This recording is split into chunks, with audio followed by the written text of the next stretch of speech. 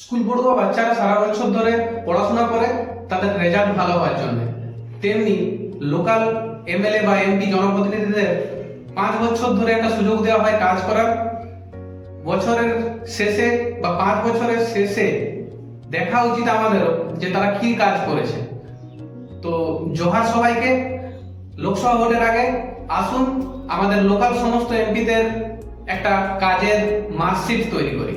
আজকে আমরা প্রথমে জানবো পশ্চিমবঙ্গের পশ্চিমতম যে লোকসভা কেন্দ্রটি রয়েছে, অর্থাৎ ছৌ ঝুমরের দেশ পুরুলিয়া লোকসভা কেন্দ্র সম্পর্কে।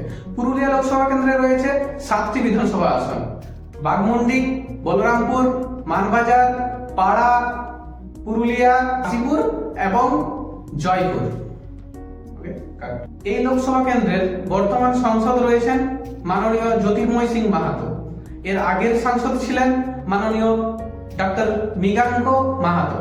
আমরা আজকে প্রথমে জ্যোতির্ময় সিং মাহাতোর একটা মার্কশিট দেবো এবং তারপরে মৃগাঙ্ক মাহাতোরটা দেবো, দিয়ে দুটো তুলনা করবো। জ্যোতির্ময় সিং মাহাতো লোকসভাতে অ্যাটেন্ডেন্সের তার রেট 70%, অপরপক্ষে মৃগাঙ্ক মাহাতোর অ্যাটেন্ডেন্সের রেট ছিল 69%।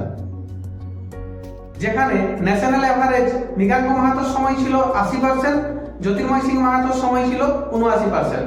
অর্থাৎ ন্যাশনাল অ্যাভারেজটা প্রায় একই রয়েছে এবং তাদের অ্যাটেন্ডেন্স রেটটাও প্রায় একই, 1%-এর তফাৎ।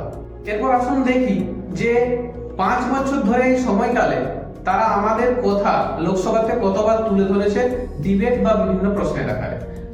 তো 5 বছরে মৃগাঙ্ক মাহাতো টোটাল 5টি ডিবেটে অংশ নিয়েছিলেন, যেখানে 5 বছরে জ্যোতির্ময় মাহাতো টোটাল 3টা ডিবেটে অংশ নিয়েছিলেন। ডিবেটের মধ্যে 2টো ডিবেট ছিল মৃগাঙ্ক মাহাতোর নিজের কনস্টিটিউয়েন্সি অর্থাৎ পুরুলিয়া কেন্দ্রে। অপরপক্ষে জ্যোতির্ময় সিং মাহাতোর যে 3টা ডিবেট ছিল তার মধ্যে 3টাই ছিল নিজের কনস্টিটিউয়েন্সি। মাননীয় জ্যোতির্ময় সিং মাহাতো যে 3টা ডিবেটে অংশ নিয়েছিলেন সেই 3টা হলো: 1 নাম্বার পুরুলিয়াতে ড্যাম তৈরি, 2 নাম্বার কুর্মীদেরকে এসটি তালিকায় অন্তর্ভুক্তিকরণ এবং 3 নাম্বার পুরুলিয়া থেকে ঝাড়গ্রামের নতুন রেল লাইন স্থাপন। এই প্রকল্পটা কিন্তু সদ্য অ্যাপ্রুভ হয়েছে এবং এর কাজ শীঘ্রই শুরু হবে। মাননীয় মৃগাঙ্ক মাহাতো তার ডিবেটে যে 2টা ক্ষেত্রে তার কনস্টিটিউয়েন্সির কথা তুলে ধরেছিলেন সেই 2টা হলো: 1 নাম্বার আদ্রা এবং জয়পুরে যে স্টেশনে ফ্লাইওভার বা ক্রসিং ওভার করার জন্য, আর 2 নাম্বার ফল এবং সবজি চাষীদের মানে ফসল কনজারভেশনের জন্য। এই 3টা এলাকার ইস্যু তুলে ধরেছিলেন। ডক্টর মৃগাঙ্ক মাহাতো লোকসভাতে 8 বার টোটাল প্রশ্ন তুলেছিলেন। সেই 8 বার প্রশ্নের মধ্যে তার নিজের কনস্টিটিউয়েন্সির কথা তিনি একবারও বলেননি। জ্যোতির্ময় সিং মাহাতো 133 বার টোটাল প্রশ্ন তুলেছেন লোকসভাতে, সেখানে তার নিজের কনস্টিটিউয়েন্সির কথা বলেছেন মাত্র একবার। সেই একবার ছিল ভারত নেটের ব্যাপারে পুরুলিয়াতে কেন্দ্র স্থাপনের জন্য একটা দাবি তিনি বা একটা প্রশ্ন তিনি তুলেছিলেন। সুতরাং দেখা যাচ্ছে যে পুরুলিয়ার এমপি হয়েও তারা যেগুলো প্রশ্ন তুলছেন সেগুলো কিন্তু তাদের নিজের কনস্টিটিউয়েন্সি রিলেটেড নয়।